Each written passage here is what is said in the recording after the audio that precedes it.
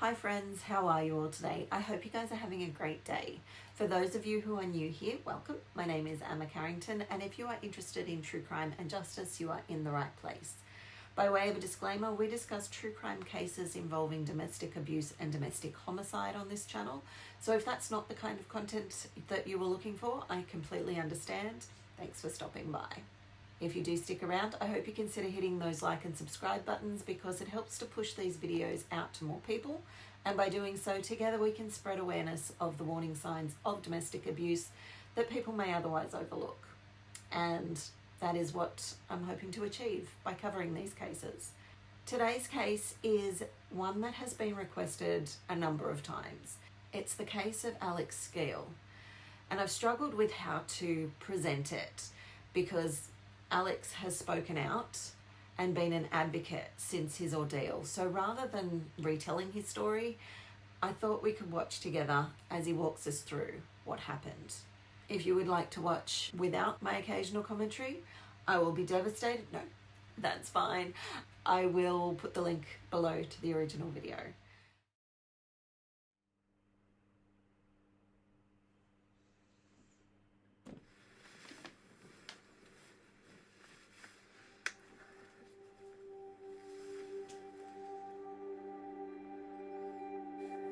That's where I got burned there. My scars tell a story. When the police found me, I was told I was 10 days away from death.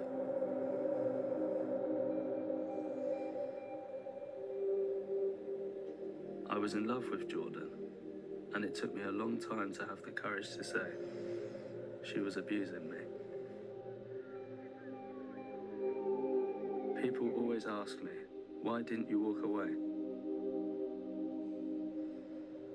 But it's so complicated. As each day goes by, I'm understanding it more.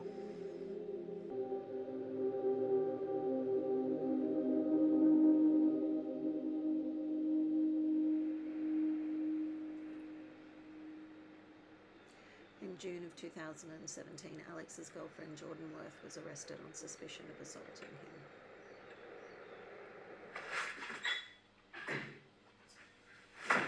Okay, Alex, so today is Sunday, it's 11th of June 2017. I noticed you've got a bandage to your arm, and I know that you've explained to me you've got some injuries. Are you fit and well to do the interview today? Yeah, that's fine. First of all then, if you could introduce yourself. My name's Alex Skeel. I'm 21. In your own words, I want you to tell me why you're here today. I'm here because yesterday afternoon the neighbours heard arguing in the house, so they phoned the police.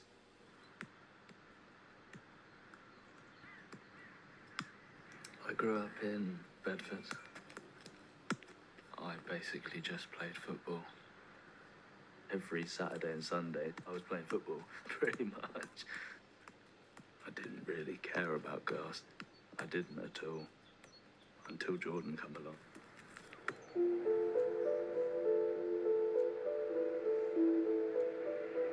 My friend was in a college performance, so I went to it.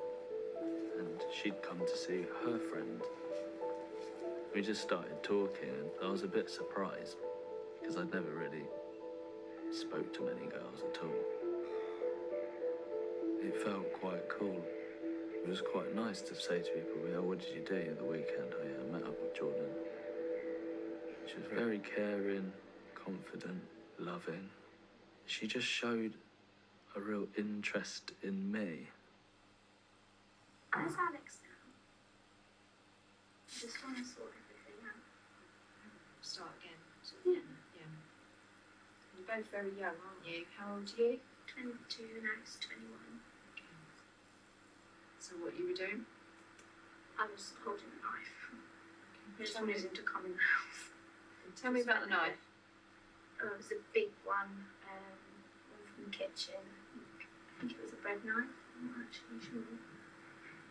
So how far do you think the knife went in, Jordan? I don't think it went that far, but it did. There was a lot of blood.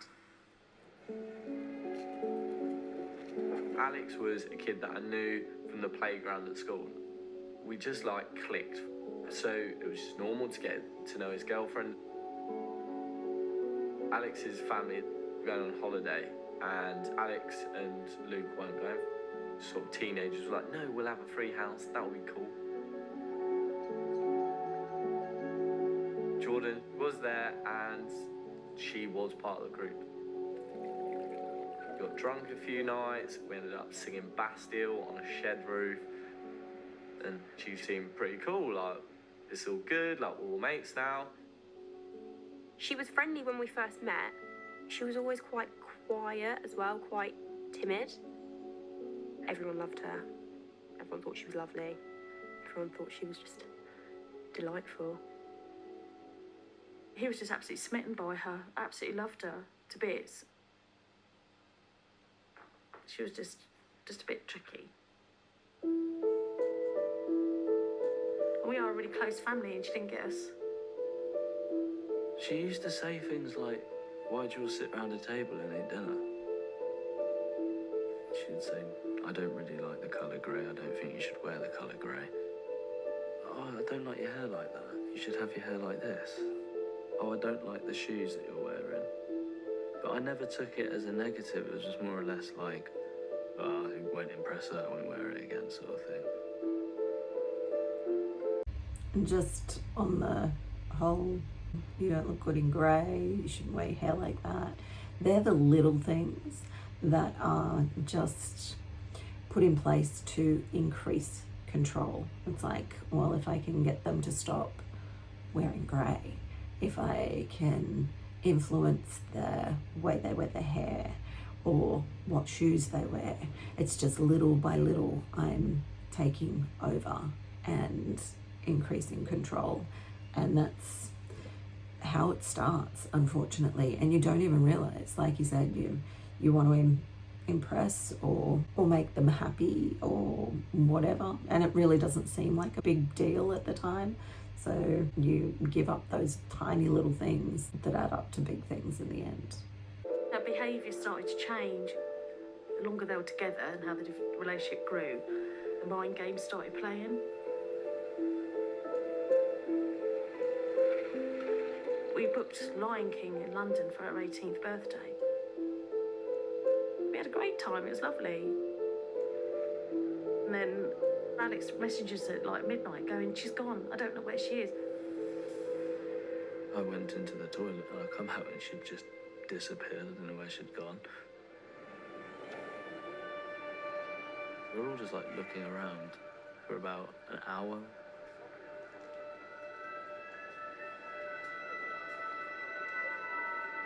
And I just remember Alex saying, I found her. She was back inside the hotel, like, reception area, and she's just laughing sort of thing. It was just all a bit weird. The mum and dad are saying, no, that's not right, and then you're sort of thinking, when it's just us two, it's not like that, so you're wrong. How was Alex seen? How did he see? How did you see him yesterday? And he's got some pretty sore injuries. Oh, what, his arms and stuff? Oh, in general. I think he's just upset because we've got everything we ever wanted, but we're not happy. So it's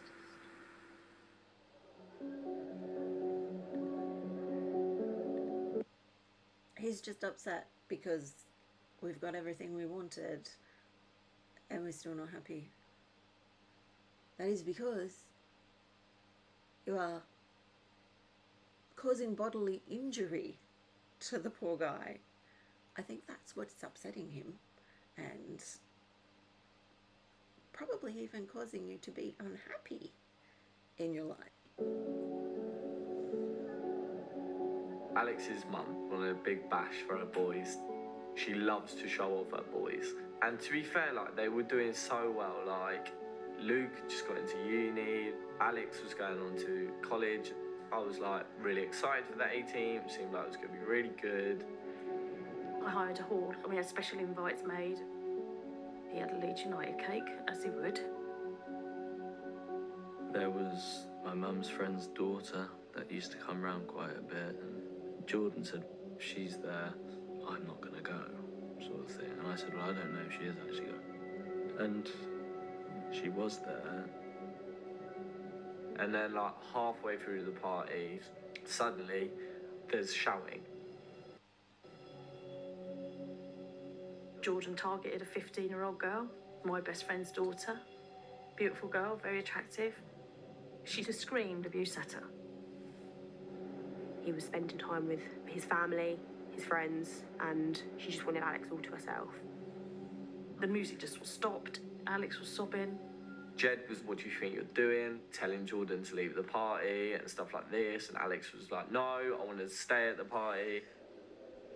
There was like 100 odd people just staring at this argument, and the girl involved was my girlfriend. I took Alex away to the bathroom, and he was just screaming like, I need to look after her, I need to be with her, like, I love her. He was saying, look, leave her, she's not good. I was a bit clouded by what happened because obviously at the time I loved her and everything. Things like a week or two after. And unfortunately, that's what abusers use. They will cause a scene and basically say, if you loved me, you'd back me up. Like, why aren't you on my side? I'm the victim here. When they're the ones that have caused it. I mean, she attacked and abused a 15-year-old child for no reason, apart from the fact that she was an attractive young girl in the vicinity of her boyfriend. Ridiculous. He was saying, look, leave her, she's not good. I was a bit clouded by what happened because obviously at the time I loved her and everything. Things like a week or two afterwards, I remember having a few arguments, and then she snapped my SIM card. It's just a penny drop, and I thought, she's just not right, everyone is right. I thought, no, I'm not doing this, I'm gonna go, that's it, I'm done.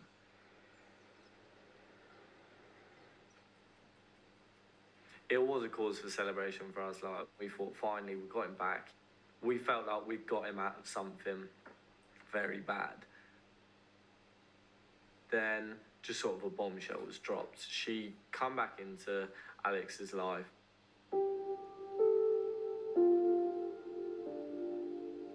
Out of the blue, she got his friends to go and pick her up, to bring her here, to tell her she was pregnant. And I'm like, yeah, right, that old chestnut, you can do a test in my house. You know, I'm not falling for that. So she did do a test in the house and she was pregnant. I said to Alex, you don't have to be with her, but you need to stand by her. So that's fine, I don't mind paying my way. But I was thinking, I can't be with you. There's just no way that's happening because I couldn't deal with her. Constant mind games, time and time again. And then I didn't hear from her for a year.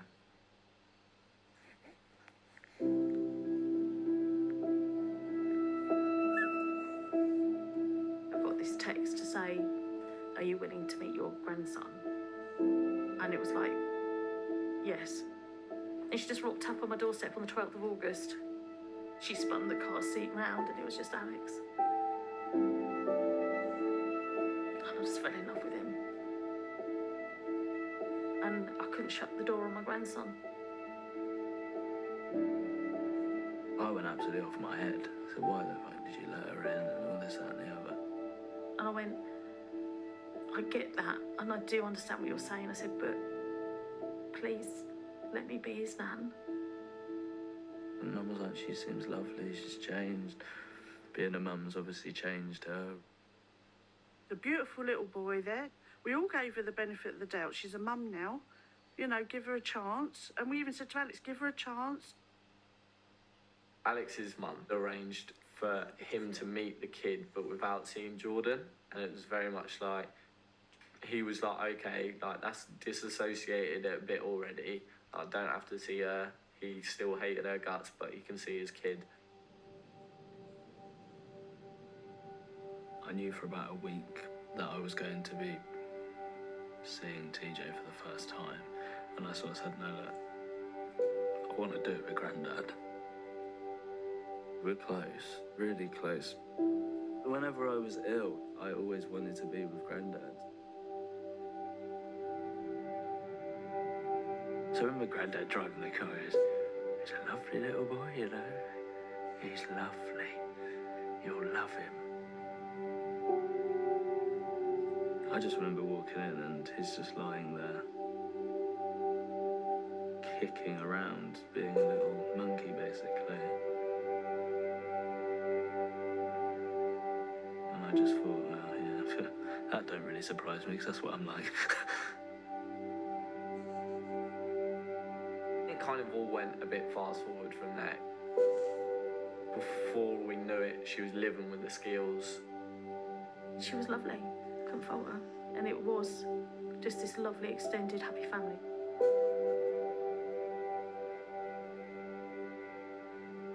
She's a mum, and I can't say she didn't love that TJ, because she did. But at one point I said to her, so what is it about Alex you love? You know, joking about, what is it? And she just said, oh, it's the best. It's just the best. It all seemed nice, too nice, and it was like, shit. And I said to Jed, I was like, I have a very bad feeling that he's falling for her again. And bloody hell, January 1st, Facebook official, they were together again.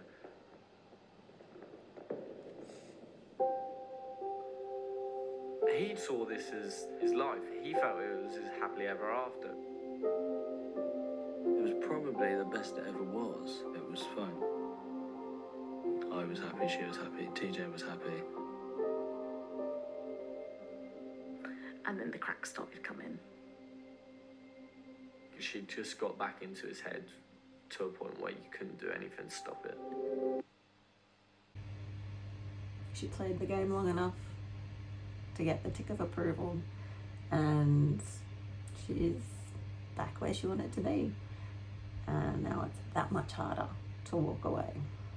There's a little person involved, and all his family think that she's wonderful. How could he possibly walk away now? Mind games, constant mind games. They were out driving, and the girl that she attacked at the party was walking on the street, and they shouted abuse at her. Of course, her mum rang me and said they're abusing her in the street. I said I wasn't happy with these mind games starting again. I thought we'd gone past that. I thought we'd all moved on and grown up. I said, we're not having it. So she packed all of TJ's stuff up and she told Alex he was to choose. It was definitely TJ. I didn't want to not see him. She's got control, and she's worked really hard to get that control. Wow. How devastating. I thought, she won't let me see TJ anymore, and I've obviously bonded with him over the last 8 months or something. So I literally just moved out, and that was the last time I went home. He was only 19 when he went away, and my world fell apart, really.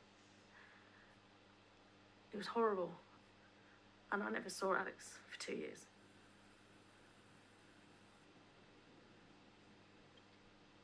Do you love Alex? I do. Obviously, things have got particularly out of hand in your relationship. Okay.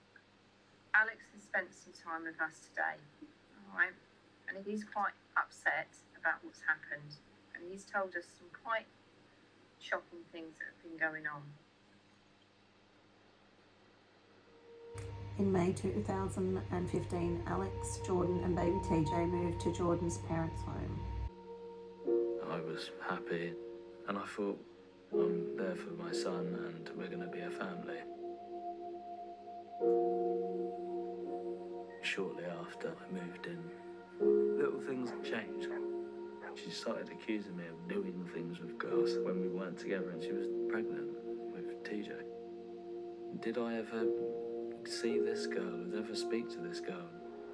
I'd say I didn't do that. She wouldn't believe it, and it just got to the point where she kept asking and asking and asking. She changed my phone. I got a new phone and phone number. She got rid of the PlayStation because it was a form of contact to, like, people I knew. I could say I'm a muppet and everything, but you're so caught up in everything, you just don't know. And it is just little by little, and the isolation takes you over, and it's easier to just go along with it. You don't want the blowout, you don't want the argument, so it's easier just to go, yeah, well, it doesn't really matter. I mean, if I really wanted to see them, I could go down the street, or if I really wanted to talk to them, there's ways, but you don't, because you also don't want the argument there. So you just let it go, and you let it go, and the control becomes more and more. This poor kid. I didn't know where he was. And I got so desperate that I sent him £1 using mobile banking and just said, I love you. And I got back, I hate you, stay away from me. It was horrible, I grieved for him. I used to have the most horrific dreams. A lot of my dreams would go back to when he was a baby. I was having twins, and I went for just a standard check, approaching 30 weeks. You know, faffing and faffing. And I just looked at the nurse and I just said, there's a problem, isn't there? And she said, and she just went straight over to the phone. She said, I've got Mrs. Skeel here and I'm losing twin too. I'm bringing her up to delivery now. When I came round, they said, we'll take you to see your babies. Alex was £2. So I said, I don't want to look at him. Take me away. And I was frightened to love him. I've always worried about him. You know, I don't worry about my other 2 sons, but I always worried about him. Alex seems relieved that he's now going home back to his family. He feels he's been isolated from. He always said he just didn't want to see his family. He states that majority of the contact with his family has been stopped because you've stopped him having contact. Would you say at any point you have made it difficult for him to see his friends and family? No. He made it very clear he didn't want to see any of his family. He said he hated his family, he didn't want to talk to his family, he wants nothing to do with his family.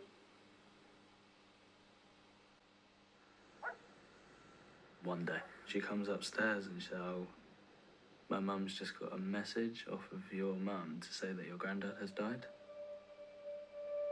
And I was really, really upset because I couldn't say goodbye. And I just kept thinking, how am I ever going to forgive myself? And then a few hours later, she was, why are you upset? I said, well, because you just told me that probably the most important person in my life has died. And she was like, he's not dead. She think, yeah, he's gone, and no, he isn't. She obviously was jealous of the bond that I had with my granddad's.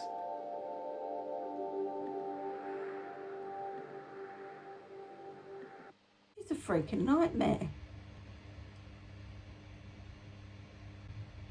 She's a nightmare. Wow.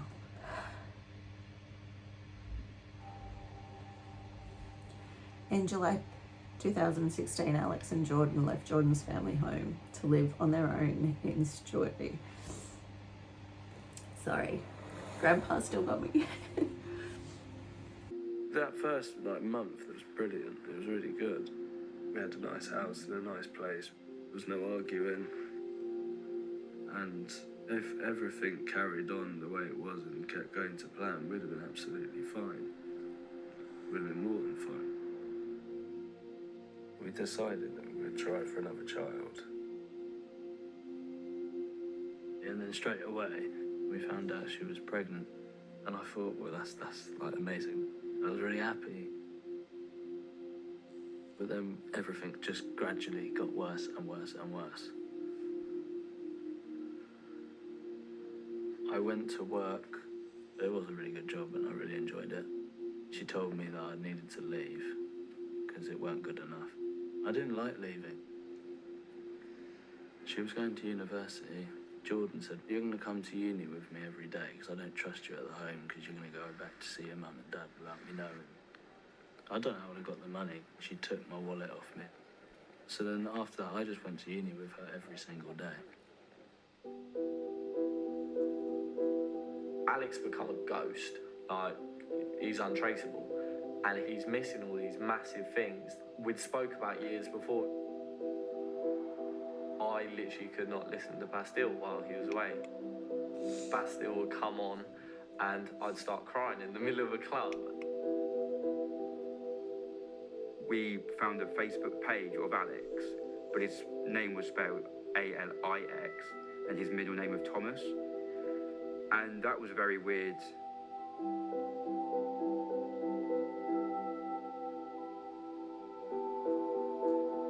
Sent in a friend request and I got a message of Alex and I was like, right, here we go. I knew it wasn't a message of Alex. It was like, I've never been your fucking friend. I've never wanted anything to do with you. I've all just been lying to you this whole time. And I remember literally replying, you're right, Jordan, it's finally my turn then, is it? And then just blocked.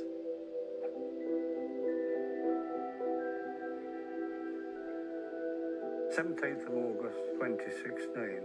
What I said was, happy birthday, Alex. We miss you very much. Love you, Nan and Grandad. All I got was, don't message me again. And that really cut me out. What a bitch. I received a message from Alex's Facebook account. It said something along the lines of, are you still fat? Something she knew would potentially upset me. A Facebook page told me that they'd moved into a house in Stuartby. So we knew roughly where he was, but we didn't know where.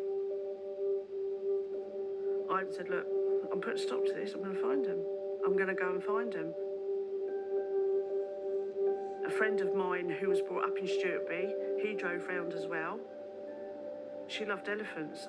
My son George was with me and he said, there's an elephant in the window up there. So I said, that's got to be it then. So I banged on the door and all the lights went dead, black, nothing. And then at one point a downstairs light come on and I saw the outline of Alex go into the kitchen and then the light went out, went back upstairs. And I just said, he hates us.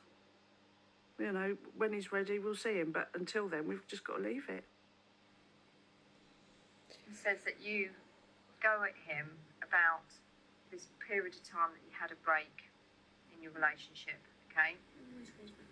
And that you question him relentlessly and that you go on about it a lot and that if he doesn't answer you, you then become violent towards him. We went to Winter Wonderland in London. She had just accused me all the time of liking these girls. And as soon as we got in, she said she's got a message off one of them. And I said, I didn't do anything. She said, you're not telling me the truth. So we kept walking.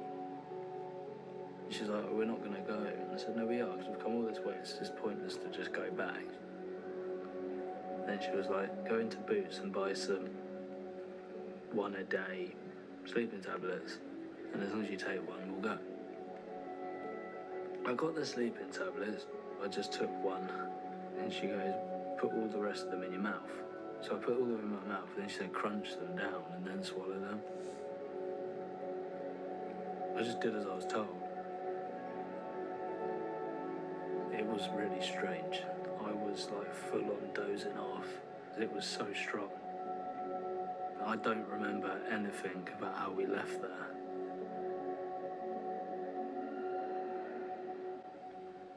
Alex has said, since mainly that he has almost been attacked or physically put through some sort of assault pretty much every day since about September. He states if you missed a night of hitting him, you would then make up for it the next night. I don't know why he would say that.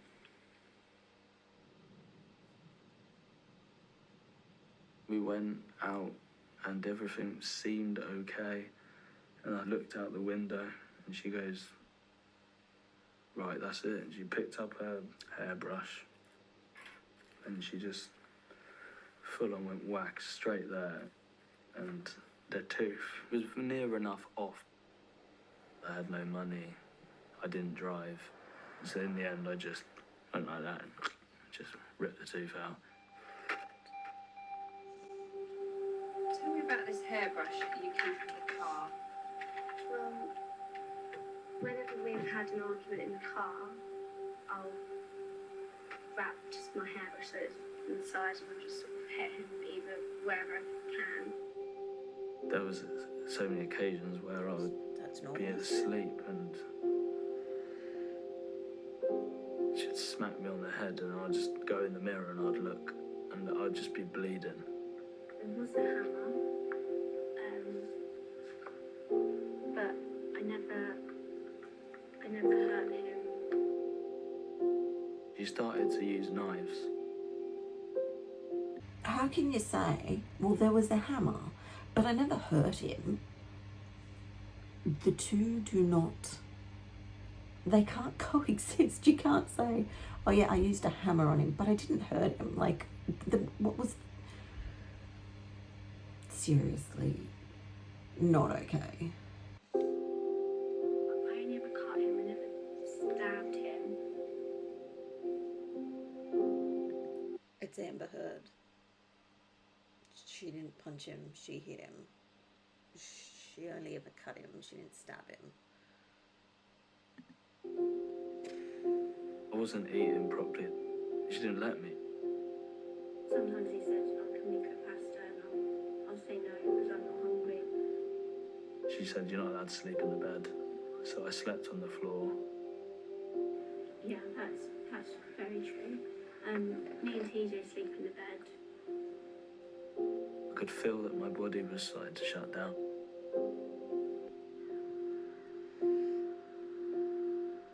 I was beside myself. We were angry, we were hurt, we were upset. It was horrible. It was always that missing link to us all. At 2:30 a.m. on the 3rd of February 2017, Alex called his dad Graham for help.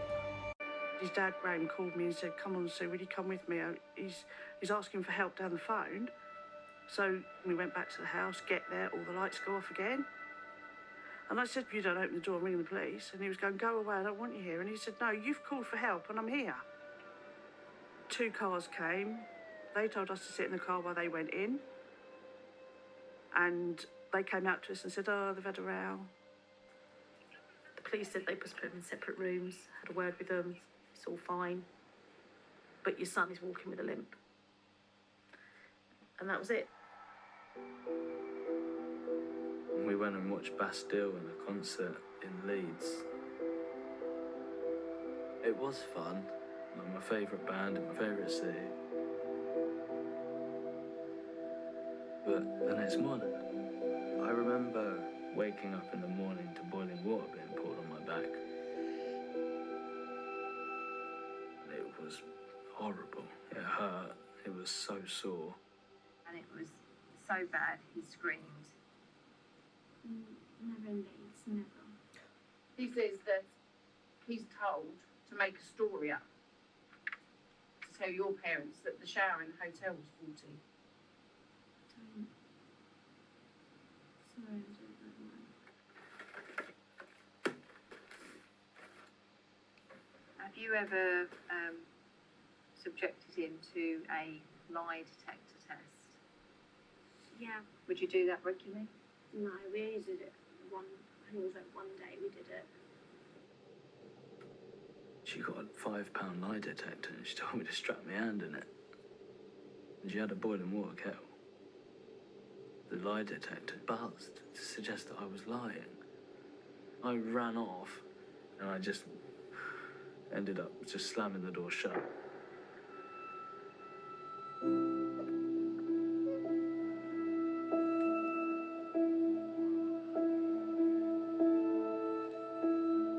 was looking forward to it for a reason.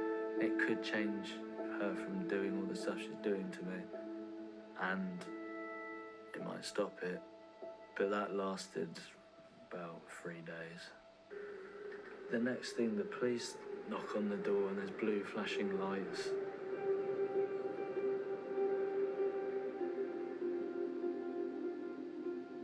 At the time I was frontline response police constable. We got a 999 call for a domestic disturbance between a man and a woman, called in by neighbours. Deputy Police, how can I help? There's a couple and it sounds like they're having a really, really bad fight. He's shouting and I'm sorry, not my fault. Get off me, leave me alone. Stop hurting me.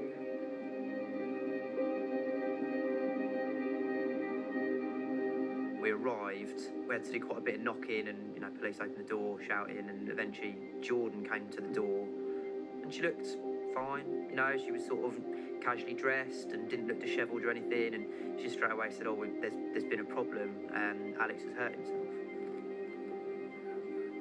She let us in and we left, Alex went to hospital.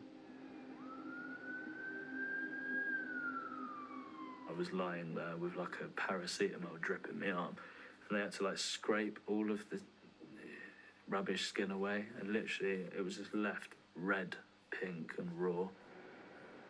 I was just about to go in to have the surgery and Jordan walked me out the hospital. The nurses kept saying, please stay with us, please stay with us. And they ended up getting the consultant down. And as I walked off, he sort of held me by the face and then put his hands and he goes, are you sure you're safe to go home? And I said, yes. It's strange because the whole thing was the right time at the right place, but I didn't say anything. I kept saying I did it to myself. It was me. I was scared what she was going to do.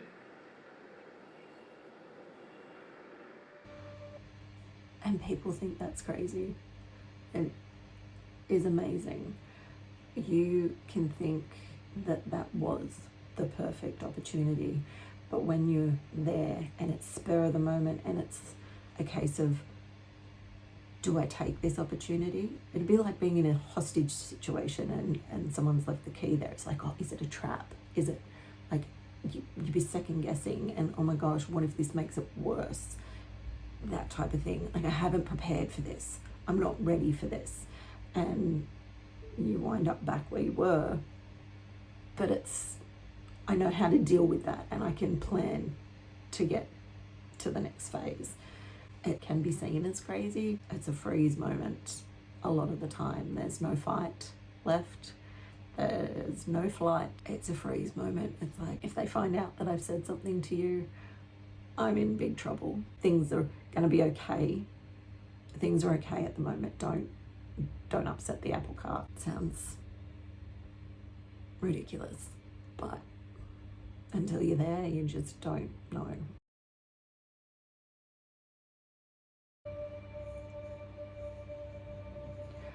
But I must say, kudos to everyone involved in the situation for recognising it for what it was, for getting people in to actually touch base and try and make that contact. I had a lady, a nurse in hospital. I wasn't in hospital, my ex-husband was in hospital, and we were already separated at the time, but of course there's no escape. And she said to me, because it was still going on, even though we had separated, she said, do you need to talk to someone? Are you okay? And I said, I'm already out. And I think she saw by the look on my face that there's no way I'm going back. I'm out. Don't worry about me. But it was amazing. It was the first time someone recognised it for what it was, spoke up and did something, and I will never forget her. And there needs to be more of it. So amazing. Kudos to these people. But I wasn't able to get hold of him. A few days after that, on our job system, I saw Alex's address and there was a call just coming in. So I called up straight away and said, I'm going. We were just shouting and arguing. And the next thing, the door knocks and there's a police car outside, and I opened the door and it was Ed standing there and had a really nice smile on his face. Hello. How you doing, mate? Remember me? What's been going on today, mate? We'll go upstairs. You alright down here for a minute, Jordan, yeah? Have you been assaulted or anything like that today? No assault, nothing. It's just arguing. We're just so stressed out. Are you 100% sure, Alex? Yes, I'm 100% sure. I know you've said this to me the other night, and you're obviously saying it to me now, but are you 100% sure? Because you're not looking me in the eye, you're looking at the floor. Those injuries, you're saying you've done them to yourself. They could easily, because of where they are, they could easily not have been done to yourself, right? And just hear me out. Even in the house, he was not budging on his story at all. He was absolutely adamant, no, I do this to myself, I do it to myself. I didn't really want any commotion. I know if the police get involved, it would possibly be really difficult. I was always thinking, how would she react if I did anything wrong or not what she wanted? She would go off her head. That was what was running through my head the whole time.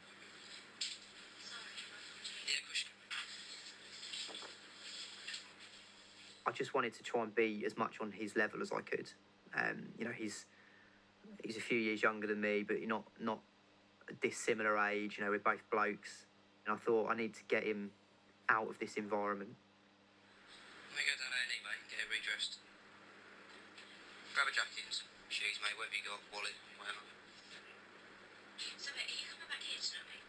Yeah. From A&E? Yeah. And then I'm going to come back here tomorrow? Yeah. Okay, so you don't mean it's not tomorrow? So you know where each other are?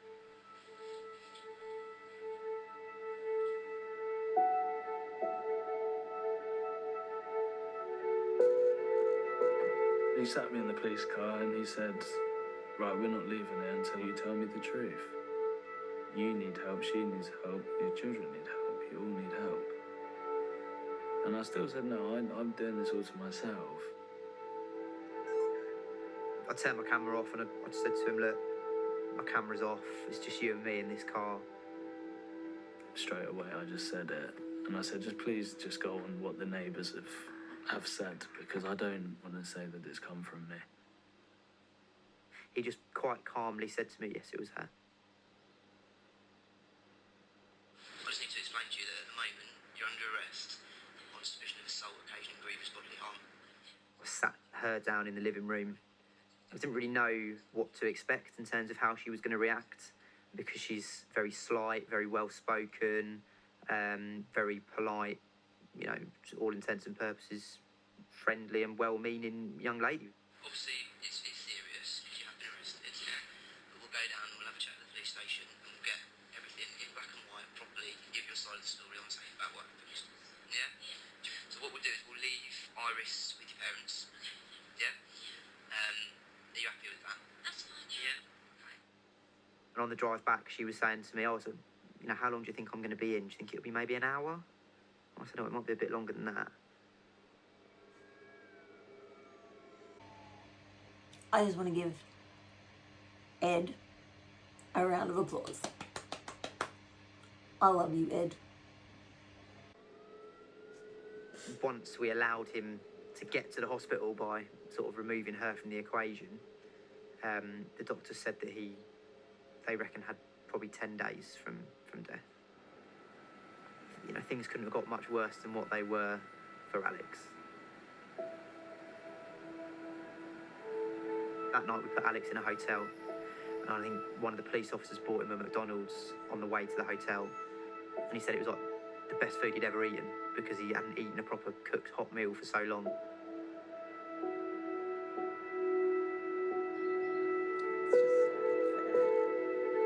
I had like a buffet breakfast in the morning and I was overlooking Bedford River I actually sat there, I giggled to myself. There's me. I've got a t-shirt on which has bloodstains on it still, because I didn't have any other clothes. I just looked a mess, bandages, and all these posh people in ties and that, and it was lovely bacon. And I'm sitting there just like, I don't care if I feel out of place here.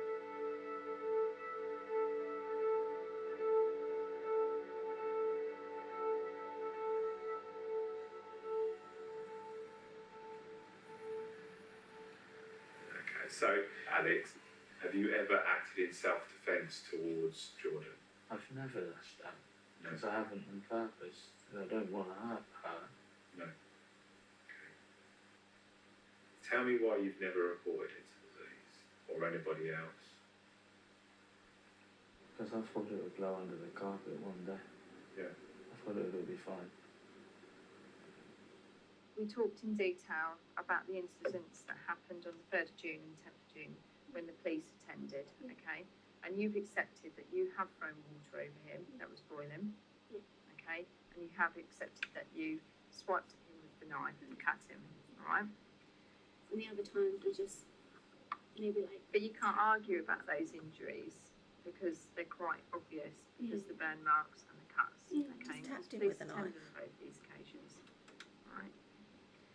I appreciate it's stressful. You're both quite young. You've got young children. Do you suffer from any mental illness yourself? Ever suffered from depression? Any suffered from any postnatal depression after either pregnancy? How do you feel today about moving forward? What are your thoughts and feelings at the moment? I just don't want to get hurt anymore.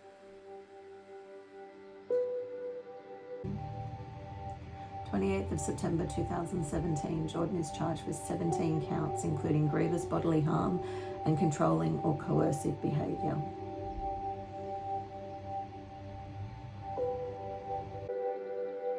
Phone was ringing, and the phone call was the sergeant, and she said, "Just to tell you, your son is safe and well."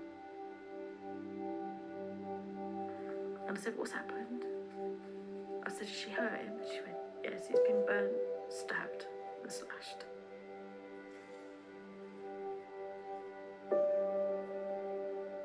I just screamed. My sister took the house line and she said, "Alex is on his way. He's on his way home. He wants to go. He wants his mum."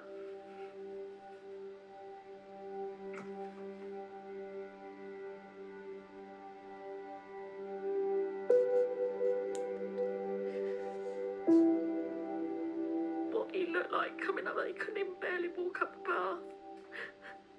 And I said, "Can I have a cuddle?" And he goes, "Please, just give me a cuddle, Mum."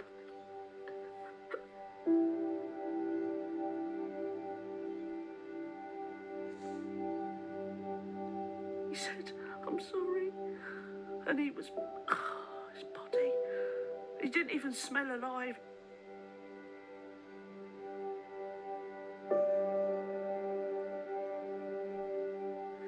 And he said, "Oh, look, the last bullet she's got now is my children, and I need to make my children safe." And within 5 days, they were with us. And I just remember meeting my granddaughter for the first time. I didn't even know she was born.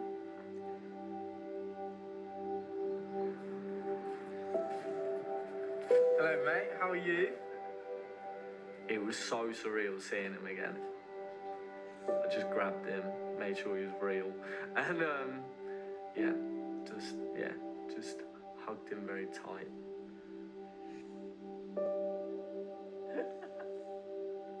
Why is you buzzing, mate?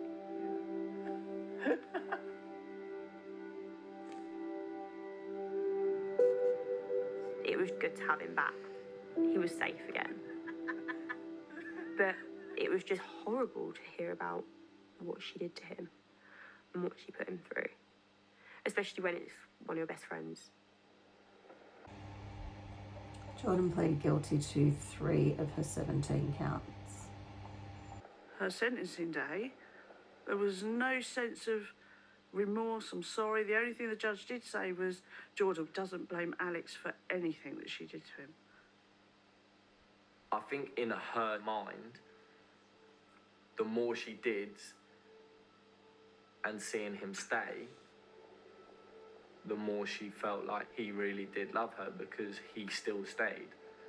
And it's really weird to even comprehend that, because most people wouldn't even think about pushing the person they love, like, just wouldn't cross their mind.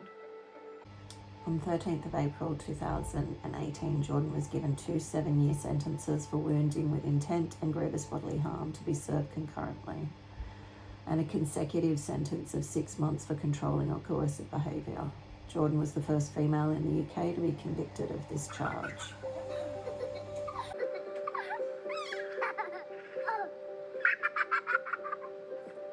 The day that she's going to prison, I felt so free. It was a massive relief.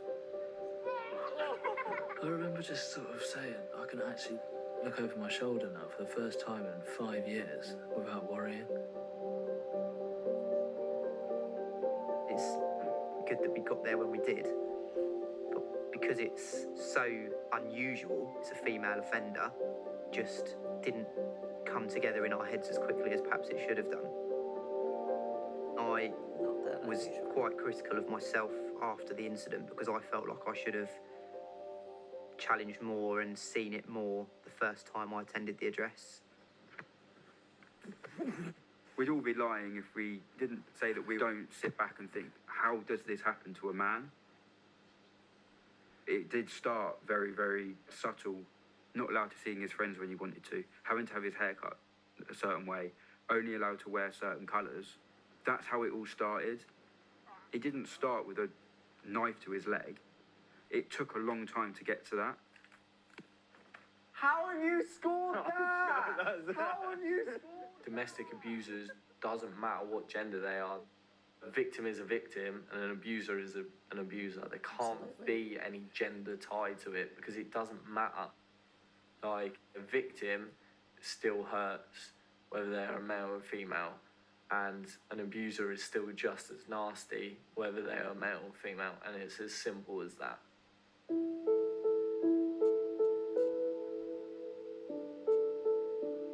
Now that I'm free from the relationship, I'm beginning to understand abuse better.